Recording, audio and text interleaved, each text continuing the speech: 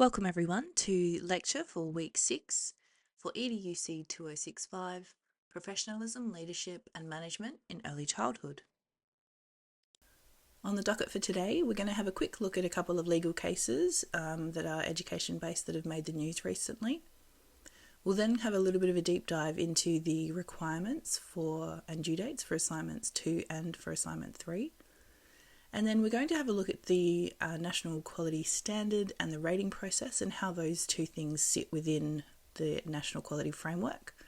And then we're going to finish off today by again looking at what's involved in that role of being an educational leader in early childhood settings. Okay, so this one's not incredibly recent. This is back in 2014, but I wanted to draw your attention to this case because we have been talking recently about the duty of care that you hold for your students when you are a teacher. And this particular case highlights that there is also a duty of care that's owed to you as a teacher. The school holds a duty of care over its employees, and the same criteria is used to determine this. Peter Doulis, this teacher here, had depression and he even had suicidal thoughts and had not worked for about 7 years. He blamed the stress caused at Werribee College where he was employed. The Supreme Court ordered Victoria to pay him $769,094 for his pain, suffering and lost wages because the public school had failed to minimise the risks that he faced. So if we think about those components of duty of care, so negligence, for example, is a duty of care owed? Yes, the school owes a duty of care. Was the duty of care breached? Yes, because the school failed to minimise the risks that the teacher faced. And were the injuries or damages caused by this breach? Yes, the teacher has depression and suicidal thoughts and he has not worked for 7 years. So my question to you is, what could the school have done to minimise the risks that this teacher faced? Schools often will provide professional development in behaviour management, enforce discipline at a school level and separate some of the children sometimes. And provide support for the teacher. Sometimes that means access to a school psychologist or counselling or a chaplain or someone in one of those roles. And the school also needs to identify any warning signs of stress and act in a way to at least take steps to be able to support those teachers.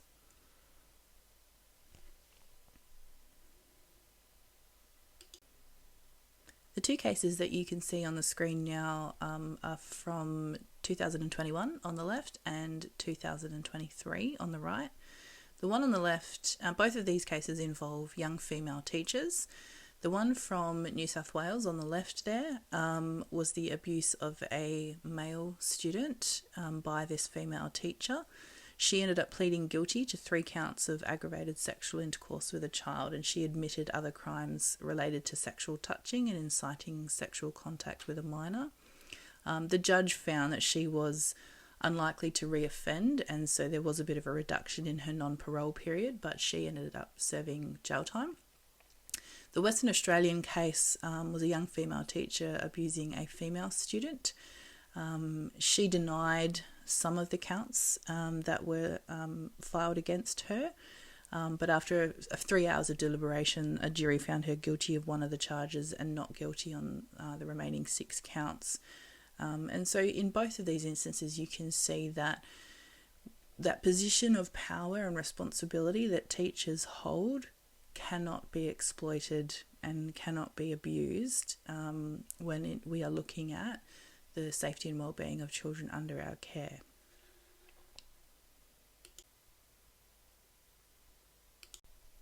Okay, we're going to have a look now at what the requirements are for Assessment 2, which is the group presentation that you will do inside the tutorials that are coming up in the coming weeks. So the purpose of this task is to encourage you to become familiar with the National Quality Standard, and in particular those 7 quality areas of best practice when working with children across birth to 8.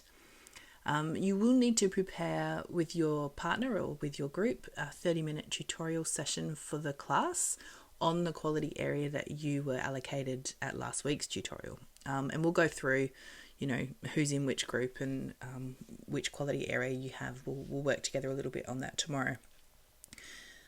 It's really important that you work collaboratively with your partner or group and that you have an aim for sort of equal airtime. You need to be quite democratic with how you conduct both the planning and the execution of your presentation.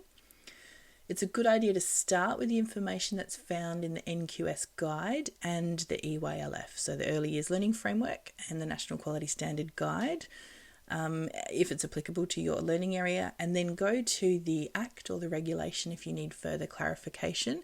We're going to unpack all of those documents in our readings and also later in this lecture. You will need to relate the information to what's been covered in the program. So not just this course, but the whole program that you are completing. What have you learnt through your degree so far about these quality areas, about creating learning environments, about play and pedagogy, planning and evaluation, about health and child development? What have you learnt while you've been on prac? So you're sort of synthesizing all of your learnings and impressions from the entire program and incorporating those elements into your presentation. Higher marks will be allocated for evidence of reflection, critical and analytical thought, and the inclusion of ideas based upon your wider readings. Now, individual marks will be awarded for this assessment task, and all members of the group need to participate in all aspects of the planning, the writing, and the delivery of the tutorial presentation. If you need to, please contact Tracy or I as soon as possible if there's any problems. Please make sure also to include a full reference list at the end of the presentation.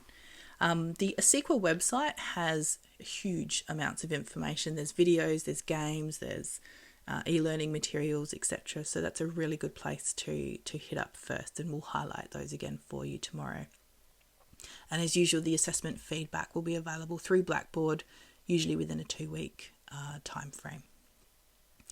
Make sure also that you include a one-page handout to give to your peers, and that one-page handout will also be part of what you hand in to your tutor.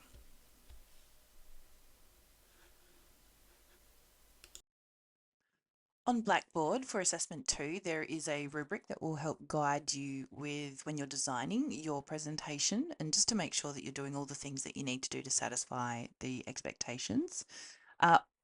Please just make a note of the marking criteria you can see on the left-hand column there of the rubric. Things that we'll be looking for while you're presenting are that you have evidence of knowledge of all 4 of those components that are listed there: the NQS, the EYLF, the national law, and the regulations. Specifically that you have identified which aspects of those particular documents is involved with your quality area that you've been assigned. You also need to demonstrate a very sound understanding of the content that's used in the presentation. So things like, do you know your quality area well? What are the standards? And have you unpacked all of the elements? Have you provided us with some examples? Have you synthesized all of that knowledge together to convey to the room your depth of understanding of what your particular assigned quality area is all about? You need to make sure you've communicated an evidence that you have read a range of readings, that you've done some research, and that you've started to synthesize all of your ideas. And this is a good moment in this presentation to reflect on the whole program. So beyond this course, as an early childhood educator, consider all your other subjects that you're currently studying, things that you already know about pedagogy, and try and synthesize some of those ideas and relate them to this quality learning area. We're looking also for some appropriate audience participation in the presentation. So, it is 30 minutes. That means that you've got a little bit of room and flexibility to set tasks for the room to do. So this could be guided discussions. It could be think pair shares. You could get people making something. Try and think of some interactive aspect. And it is important that you maintain engagement. So you're not trying to get up there and just entertain us. We are, meant to be learning about that quality area in your 30 minutes, but try and include elements that are not static. So ones that keep us sort of, engaged, activities where people can actually contribute to their learning by rather than just being passive participants. We are also looking for a high level from you of effective communication to convey your points of interest and importance.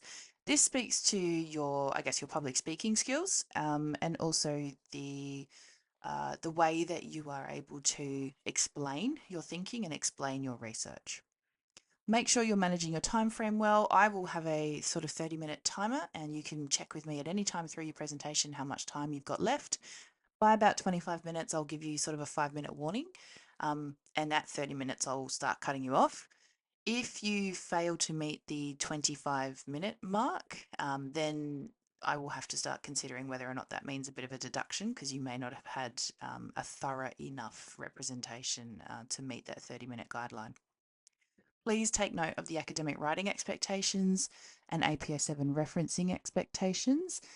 Essentially, what this means is reference and check spelling. So if you're going to have a presentation, which most groups tend to do, like a Canva presentation or PowerPoint presentation, all of the spelling on your slides needs to be correct. Please check. You are also expected to make a handout, a one-page handout, which summarizes the standards and elements and information about your quality area. Again, reference it please, and make sure that the spelling and editing is all correct.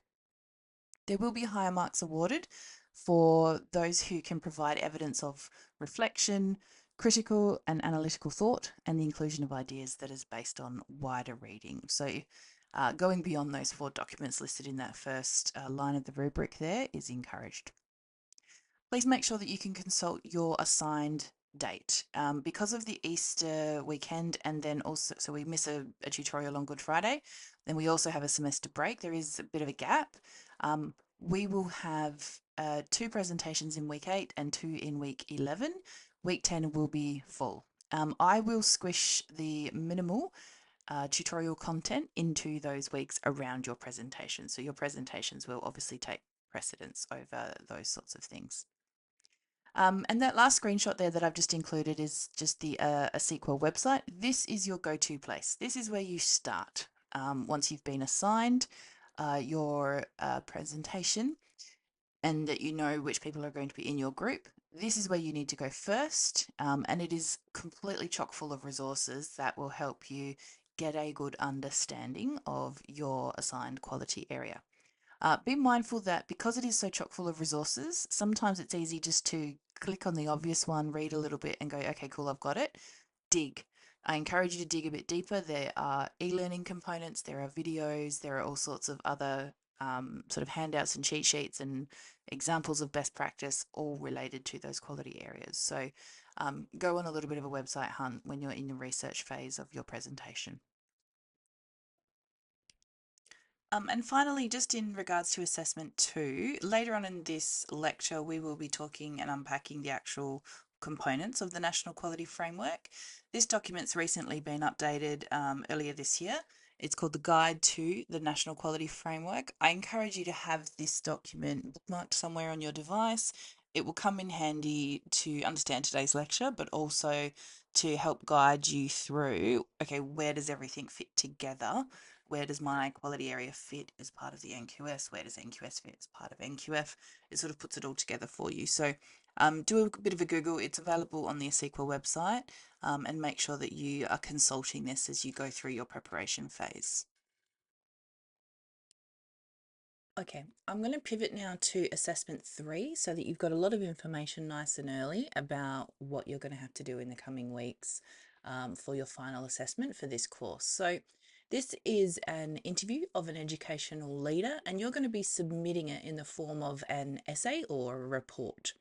The whole purpose of this task is to encourage you to become familiar with the types of issues and research that surround early childhood leadership and management, and what the various different roles in early childhood education and care are. So one of the things you want to be able to do for this assessment is really consider what is pedagogy, because a pedagogical or educational leader implies that the leader has to understand good pedagogy. And this is about the art and style of teaching or the process of leading children to learning.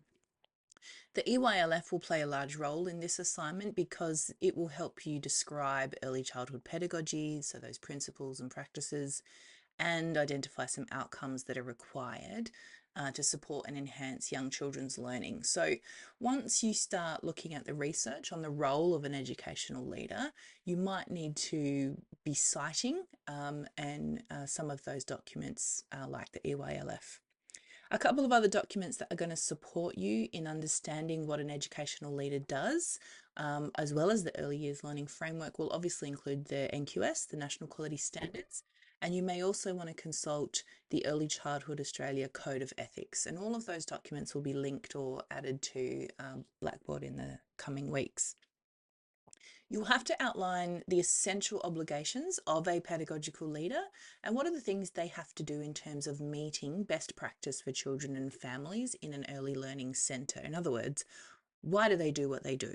And what are the sort of justifications and reasons behind some of their actions? When you're formulating your questions that you're going to ask your educational leader in your interview, they need to make sure that you are interpreting what they're saying in terms of identifying their key strategies. So, what sort of strategies do they use to work with the educators in their setting, and how do they provide curriculum direction and guidance? Some of the steps and the processes will be informed by research and the principles of best practice. And it's really important that you consider what we began talking about last tutorial, which is about those leadership styles and how they can influence an organisation. So we looked at very briefly autocratic, consultative, participative, and laissez-faire styles of leadership. And your knowledge of those and reference to those in this assessment might help inform some of your conclusions. Please make sure your interview includes some of the challenges faced and complexities faced by pedagogical leaders, and what are the rewards of being a pedagogical leader within an early childhood setting. Try to avoid the whole doom and gloom situation, especially if some of those challenges that are presented are significant. It is also important to highlight what are those real rewards that comes from this particular role. Please make sure you support your explanation and your responses with clear references that are of an APA standard. And keep in mind too the difference between being a manager and being a leader. What we're looking for in this particular essay is how does this person fulfill their pedagogical leadership, not necessarily their management obligations. So those things that they do that promote change and improvement and learning and curriculum. How do they take on that challenge, and how do they show initiative, and how do they support the people around them to meet those goals? So making sure that we are keeping the eye on the prize in terms of the pedagogical aspect of being an early childhood leader. The rubric for Assessment 3 is available now on Blackboard for you, so you can consult it whenever you're ready, usually after your presentation, although those of you that are presenting later may need to start having a look at this one a bit earlier. The recommended essay format or report format is expected for this assignment. So it is a written document, and it does need to be within the range of 1,500 to 1,800 words. You do need to make sure that everything that you submit through Turnitin is your original work and that it is referenced accurately. Because you will be interviewing an educational leader, you need to start identifying who that person might be quite soon, and then organise to make a time to meet with them and ask your questions and record their answers. It is also a formatting concern of some students in the past who have done this assignment is, am I writing an essay or am I writing a report with subheadings?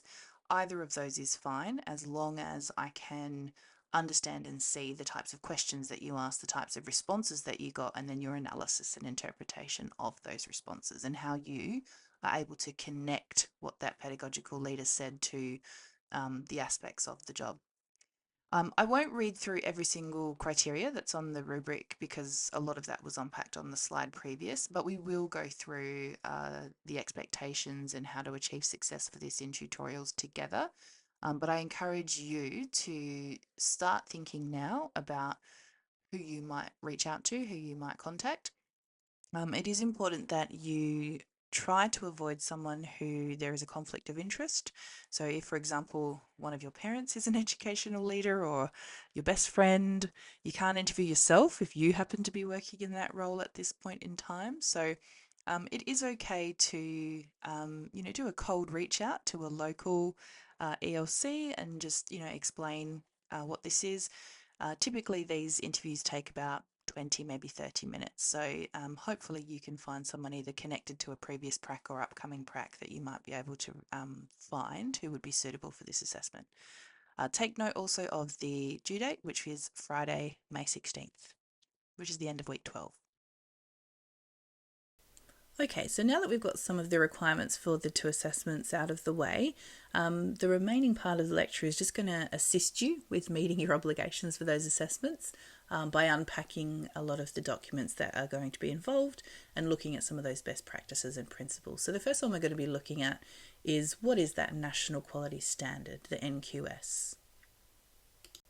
Okay, so what you can see on your screen here is essentially the four components of what is referred to as the National Quality Framework. The two at the top there are the law and the regulations. Sometimes that law will be referred to as the Act. So there are the Education and Care Services National Law and the Education and Care Services National Regulations. And both of those work together, but also work with the regulations underneath the law to set out the expectations and criteria for an approved service. Additionally, the other components of the National Quality Framework include the National Quality Standard, which is going to be our focus of this next section, but there is also the EYLF, and then later on in the lecture we'll be looking at the rating process. So for right now, we're just going to do a bit of a deep dive on what the National Quality Standard is. Okay, so what is the National Quality Standard? The NQS communicates a national view about the quality of early childhood education and care and school-aged care that all families should expect to find in the diverse types of education and care settings that are available across Australia. It does support a better integration of education and care, incorporating much broader outcomes for children who are attending EC education and care and school-aged care services. The NQS comprises quality areas, of which there are 7, standards within those quality areas, and there are 15 standards, and the elements within those standards, of which there are 40. So we've got 7 quality areas, 15 standards, and 40 elements. As a service develops a QIP, that quality improvement plan, there's no expectation that all 15 standards and all 40 elements will be addressed, but instead services will prioritise their areas for improvement against those 7 quality areas and the related regulatory requirements. So often the QIPs will be focused on these are our particular areas of improvement. There are some principles that apply across all 7 quality areas of the NQS, and these principles inform the delivery of quality early childhood education and care and school-aged care services. Consideration should be given to these principles by services when they're working to achieve the NQS and to improve quality at their service. The first one is the rights of the child are paramount. Each child has the right to be an active member of the community in which they live, to have their individual and cultural identity recognised and respected, to express their own opinions and have their views considered in any decisions that might affect them.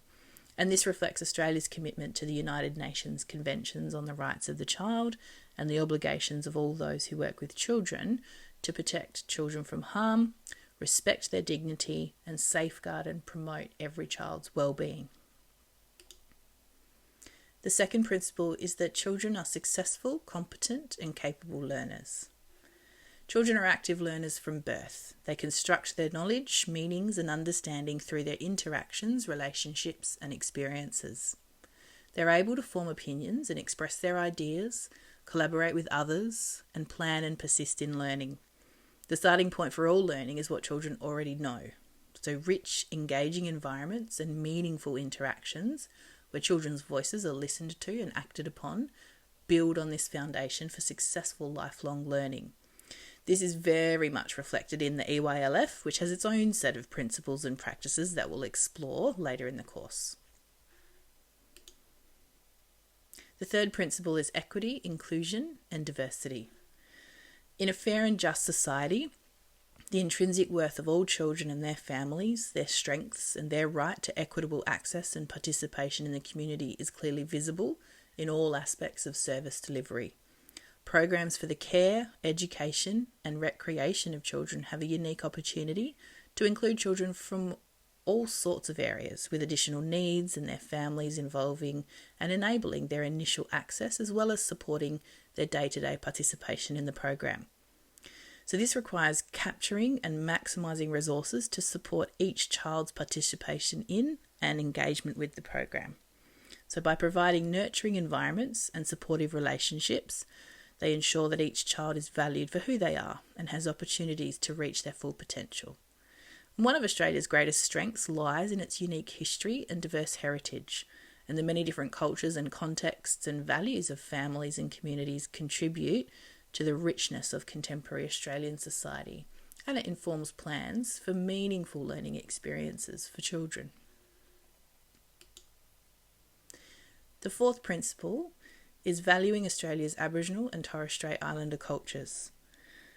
This is an approach that recognises and respects the strengths and contribution each individual and group makes to the Australian community, and it challenges bias, builds positive relationships, and responds sensitively to the particular needs of each child and their family.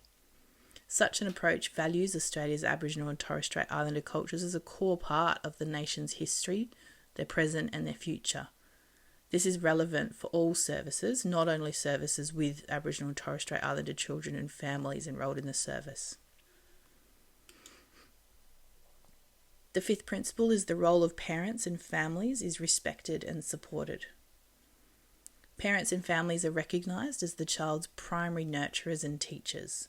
They have both a right and a responsibility to be involved in decision making that affects their child. Respectful collaborative relationships strengthen the capacity and efforts of parents and families and of early childhood education and care and school-aged care services to support their children and promote each child's learning and well-being. And the sixth principle is high expectations for children, for educators, and for service providers. The best interests of children and their right to learn and develop in a safe and nurturing environment is the primary consideration in all decision making at the service, and it should be visible in the actions and interactions and daily work with children. Programs that reflect best practice in the care, education and recreation of children set high standards and expectations for all those responsible for the delivery of the service. They have an open and accountable organisational culture that's flexible and responsive to the local community, and they continually reflect on their practice to find ways to improve outcomes for children in their service.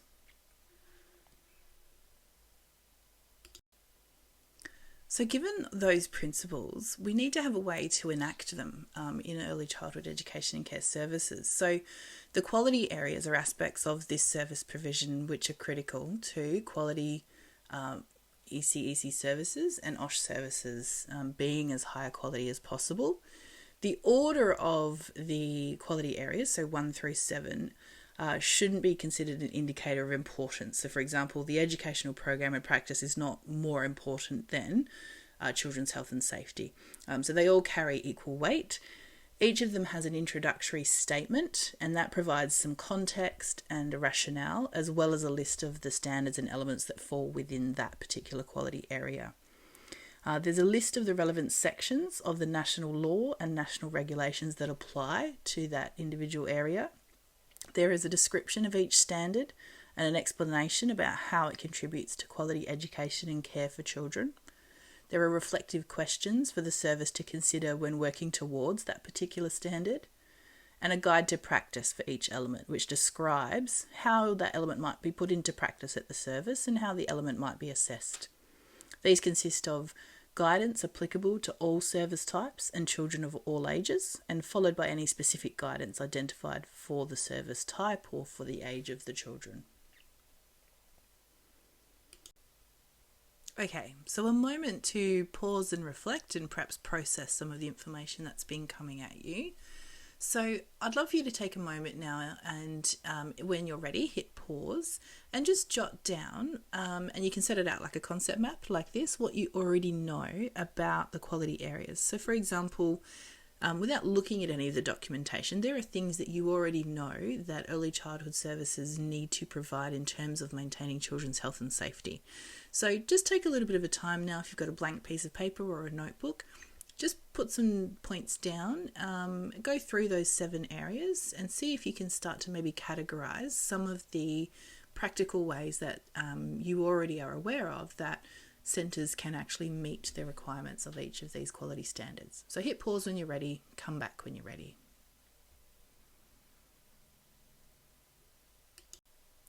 Okay, so welcome back. Within each quality area, there are standards, and standards outline the requirements involved in service delivery, and the standards particularly are naming high-level outcomes, all those best practices for approved early childhood services. The standards under each quality area outline what services have to do to meet the national quality standard, and they are essential that the services meet those standards. Often the standards are accompanied by a series of reflective questions that will assist the approved service to consider what happens at their service and why it happens, and to critically reflect on the effectiveness of their current practices, and perhaps to consider how those might be changed or improved in the future. The reflective questions consist of those applicable to all service types and children of all ages, and they follow specific guidance identified for that service type or age of the children. So there might be things specifically for long day care or things specifically for a kindergarten environment, for example. And there are 15 standards in total, which we'll have a look at in a couple of slides. Within each of those 15 standards, there are elements, and there's a number of elements for those standards, and those are unpacking what that quality practice is and can look like. The examples of practice are provided for each element, and the guidance is applicable to all service types and children of all ages, and again with specific guidance identified for the service type or the age of the children. The examples can detail what the element might look like in everyday practice and the way that the element will be assessed. There are 40 elements in total, and if you are learning about the quality areas, learning about the standards and learning the elements, that is going to help you when you're observing and discussing and citing and collecting evidence.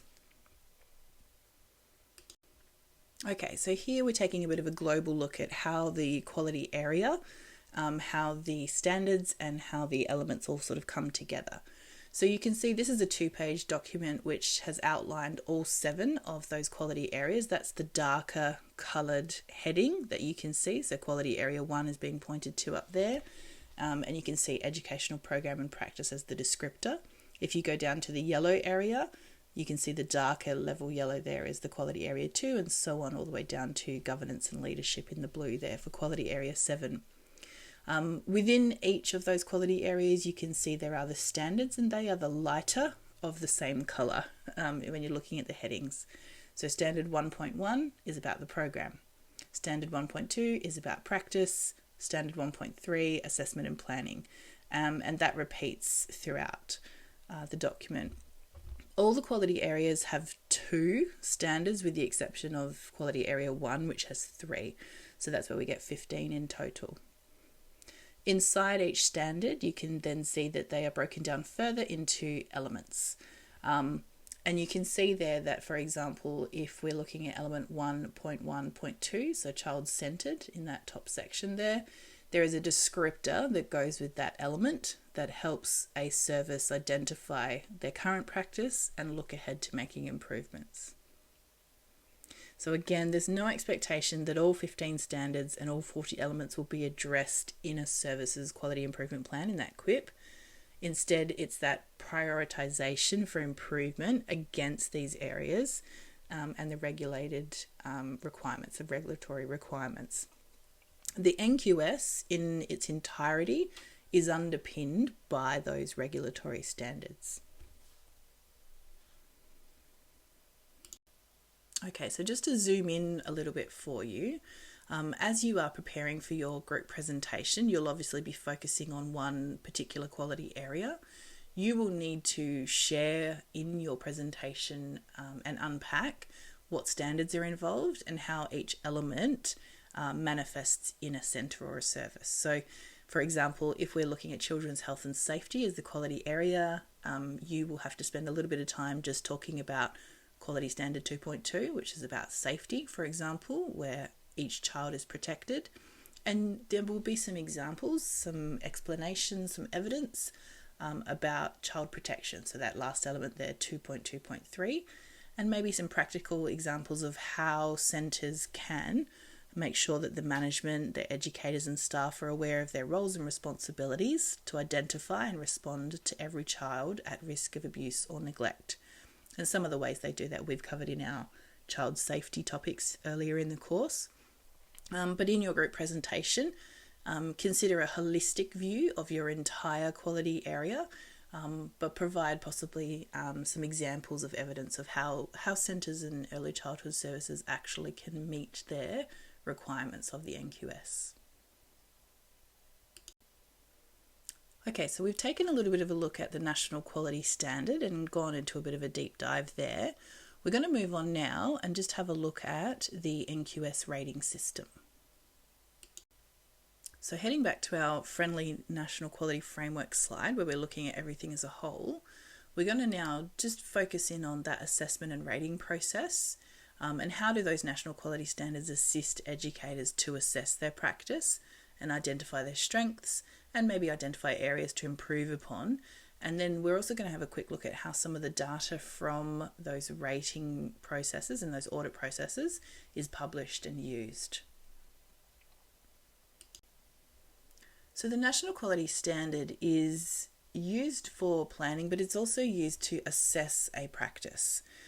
During an assessment and rating visit, the assessors will gather evidence and they'll look at evidence points associated with all of those elements and standards of the NQS. They typically use 3 modes of evidence gathering. So they will observe practice, they will discuss practice and procedures, and they will cite policies and procedural documentation at early childhood education and care settings. The rating system has 5 levels, and it is an ongoing improvement system. The 5 levels are that there is significant improvement required, working towards, meeting, exceeding, and excellent. A CEQA manages applications for an excellent rating after the jurisdictions have rated services 1 through 4. So services must have an exceeding rating to be able to be in a position to apply for an excellent assessment. A rating of significant improvement indicates that a service is not meeting the national quality standard and that children are at risk. And this rating is only given at a quality area level, and it indicates that a service is in breach of a national law or national regulation, and usually compliance action is likely to follow. Ratings have to be displayed at the service at all times. The quality ratings are published on the national registers and on the Starting Blocks website and Childcare Finder websites we've spoken about earlier. Quality ratings can help families choose the right service for their child. How often a service is assessed and rated can change. And I know we spoke about this in one of the previous tutorials. There's a process of earned autonomy regarding the frequency of assessment and rating visits. So in other words, the higher the quality of the service, the less frequent that the assessment and rating process will happen. But a regulatory authority may assess a service at any time. So each service receives a rating for each quality area, so each of those 7 quality areas, and then there's also an overall rating. So you end up sort of with 1 overall and then 7 broken down into those quality areas. The ratings must be displayed by the service and they'll be published on the website of the new national body, CEQA, and the Starting Blocks website. The decision about the frequency of visits is still flexible based on a service's circumstances. For example, a service that's rated as working towards in all quality areas is likely to be assessed with more frequency than a service that's working towards in only 1 quality area.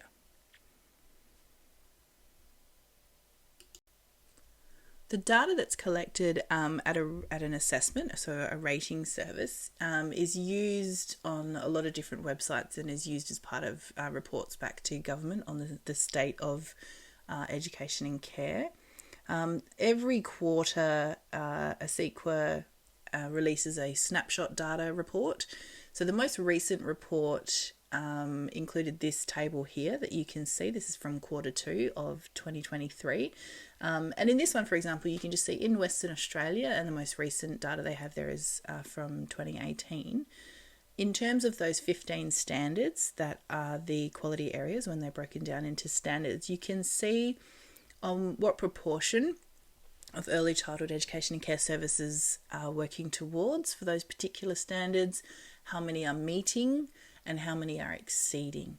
And interestingly, when you look at national data, which is a little bit different to Western Australian data, the areas where there is the greatest strength includes Standard 6.2, which is collaborative partnerships. And when you look at this Western Australian data, we can see that the assessment and planning and area of leadership are the ones where we have the greatest proportion of working towards ratings, as opposed to really quite high meeting and starting to be exceeding in other areas. So as the course goes on and you're speaking and thinking about assessment 3 and the role of educational leader, it's important to recognise that we really do need high quality pedagogical leadership in early childhood education and care services, because it's one of those two areas you can see at the top where there is a greater proportion of centres and schools that really do need to put into place some improvement strategies to be able to boost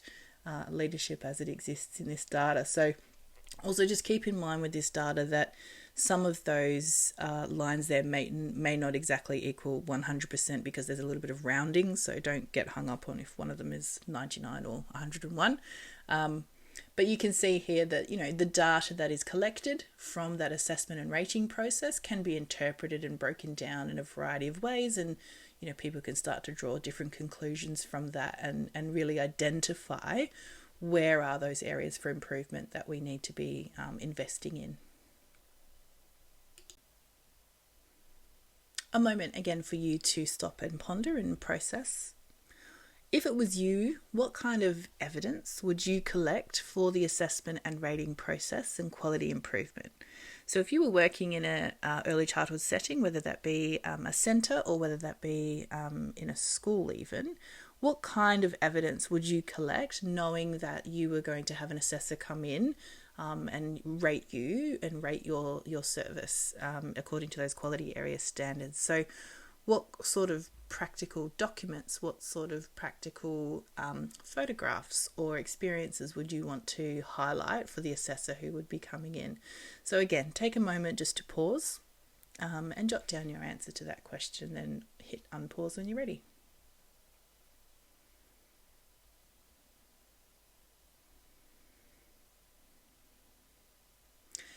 Considering that the Department for Communities in Western Australia, the assessor will cite documentation provided as evidence to support particular practices at the service, that in the end they're going to be looking for quality, not quantity of records. In other words, they don't want to see 5 examples of one thing, they just want to see one effective example as they're going through. Interestingly, just as a side note, when we talked about exceeding NQS, which is obviously the aim for anyone who's being assessed and going through this process, to be able to get an exceeding NQS for any standard. There's actually 3 different ways that the assessors will be identifying that that's happening. So the first thing they'll be looking at is the practice for that quality area embedded in the service operations? So it's part and parcel of just what happens everywhere throughout that service. Is the practice informed by critical reflection? So they'll be looking at evidence of, does this early childhood education and care service have a process of evaluating the effectiveness of whatever focus area they've put into place? So it's not just part and parcel of what we're doing, it's also subject to critical reflection by staff. And is the practice shaped by meaningful engagement with families and or the community? In other words, is there greater involvement than just the staff on site to be able to collect different types of feedback in order to keep improving those services. So it is an additional challenge to obtain an exceeding rating, but it's a really positive sign that we can see slowly growing prevalence of services meeting that particular rating level. So now that we've got a bit of an understanding of the National Quality Standard and of the rating process, I'm just going to highlight for you on the next couple of slides just how those standards work under the guidance of the regulations and of the laws that we can see here. The Education and Care Services National Law and National Regulations are longer documents, and they do very clearly unpack what the mandated requirements are for early education and care settings. There's lots of overlap in outlining, for example, child safety and staffing ratios, staff qualifications, policies, documentation, governance, just to name a few. So I'm going to just quickly step you through each quality area and just nominate some of the overlap and aspects that we find within these documents. For Quality Area 1, which is the educational programs, the national law and national regulations require an approved service to provide a program that's based on an approved learning framework, so that's thinking about the EYLF, delivered in accordance with that framework, is based on the developmental needs, interests and experiences of each child, and takes into account the individuality of each child. So the educational program should contribute to the 5 outcomes. The assessment documentation has to be kept for each child, and there's no prescribed method in the law or regulations for how to document assessment of children's learning, so services will make that determination themselves based on what the educational leader supports the staff with. And there should be also information for parents about that educational program. For Quality Area 2, Children's Health and Safety, some of the regulations and laws that apply include health, hygiene and safe food practices and food and beverages, sleep and rest and tobacco laws, and providing a drug and alcohol-free environment for children, information about child protection, incidents, injury, trauma and illness. In these laws and regulations, it also defines what is a serious incident, and also information about prevention of infectious diseases and how to contain those sorts of things when they happen. There is information about the availability of first aid kits, medical conditions, administration of medication. There's regulations about adequate supervision, protection from harm and hazards, emergency procedures and telephone or other communication equipment regulations, and collection of children and excursions. So all of those aspects of health and safety are outlined in these documents, and that relates directly back to Quality Area 2. Quality Area 3, which involves the physical environment. Some of the aspects you will find in these documents include fencing and security and furniture, materials and equipment regulations and laws. What are the rules for laundry and hygiene facilities and toilet and hygiene facilities and nappy change facilities? What are the indoor space requirements? Education and care service premises have to have at least 3.25 or 3.25 square metres of unencumbered indoor space for each child being educated and cared for at that service, so that avoids overcrowding. There's outdoor space requirements. The education and care service premises must have at least 7 square metres of unencumbered outdoor space for each child being educated and cared for at that service. The outdoor space and natural environment should be allowing children to explore and experience the natural environment, and the outdoor space should also include shade, ventilation, natural light, ideas where the administrative spaces have to go. And is the premises designed to facilitate good supervision? Is there use of safety glass and line of sight and those sorts of regulations? For Quality Area 4, about staffing arrangements, within these documents you will find stipulations about the responsible person and the nominated supervisor on site, what the role of the certified supervisor in day-to-day charges and the role of the educational leader is and involves, what the age and supervision requirements and educator to child ratios, what the new staff to child ratio is, and things like those birth to 24 months ratios, so 0 to 2. Ages need to have 1 staff member for 4 children. The 25 to 35 months age group needs to have a 1 to 5 ratio, 1 staff member to 5 children. And the 36 months to school age in Western Australia is 1 to 10. Other overlap includes the staffing arrangements. So, for example, an early childhood teacher will be required in long daycare and preschool services for 25 children or more, and all staff need to have or be working towards Cert 3 as a minimum. First aid qualification requirements and staff records, and also how the centre-based service documents all of those requirements and keeps their staff records. Quality Area 5, relationships with children. There is some overlap with these documents, outlining the interactions with children and the relationships in groups. For Quality Area 6, the collaborative partnerships with families and communities.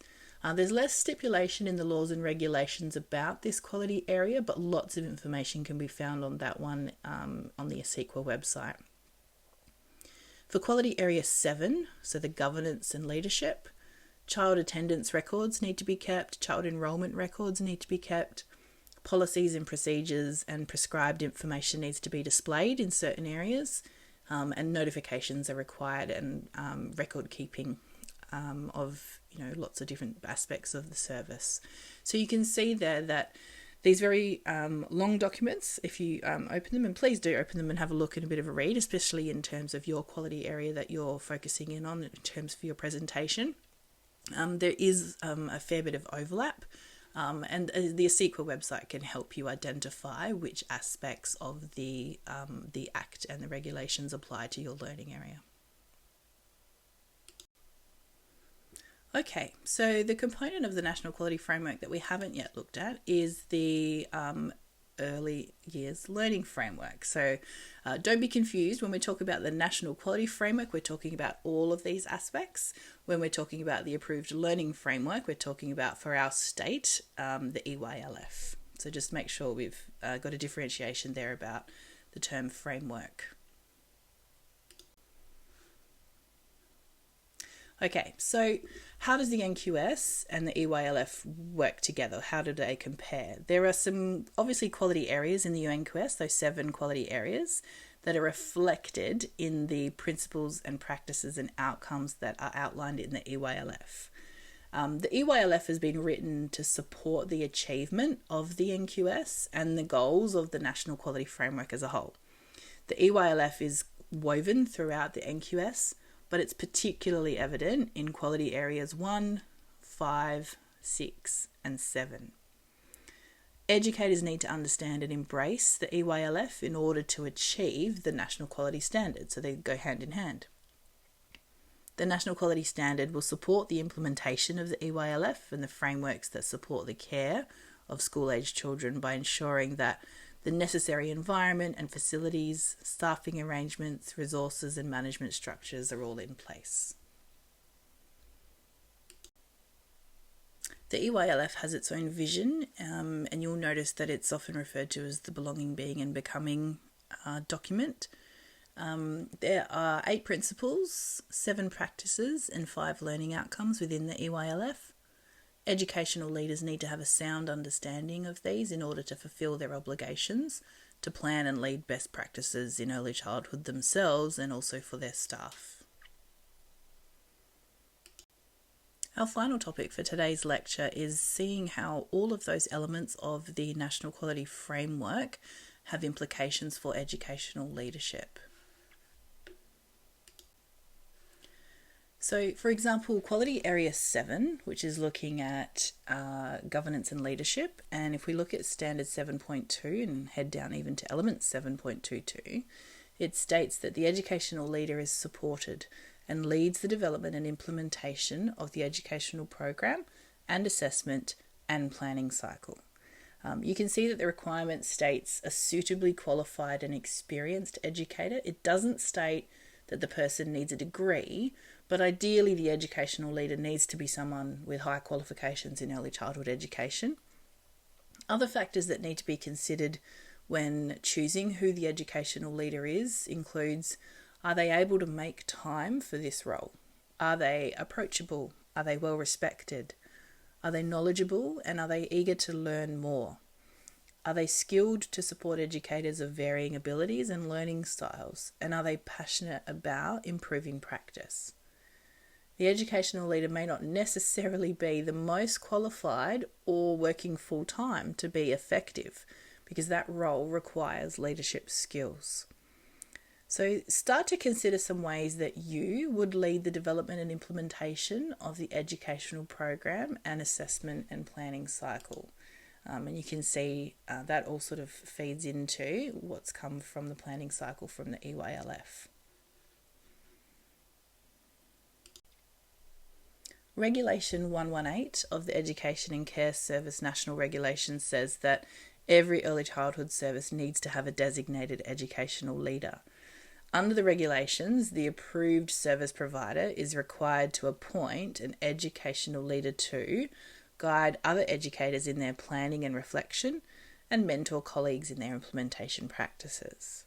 So it makes sense for that person to have acquired the greatest knowledge of education theories and research, the knowledge of curriculum approaches, and have a knowledge of the strengths and weaknesses of each approach.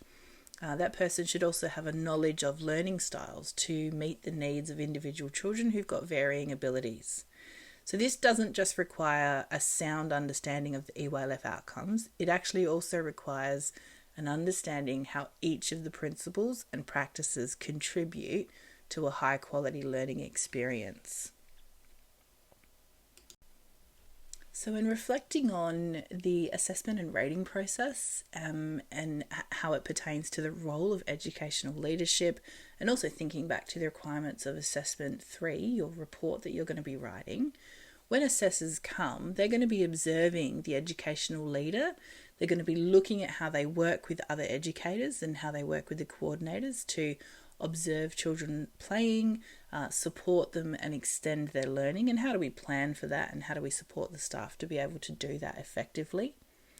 The assessors may discuss strategies and processes with the educational leader, and also see how the actual leader themselves uses their leadership to lead the development of the curriculum.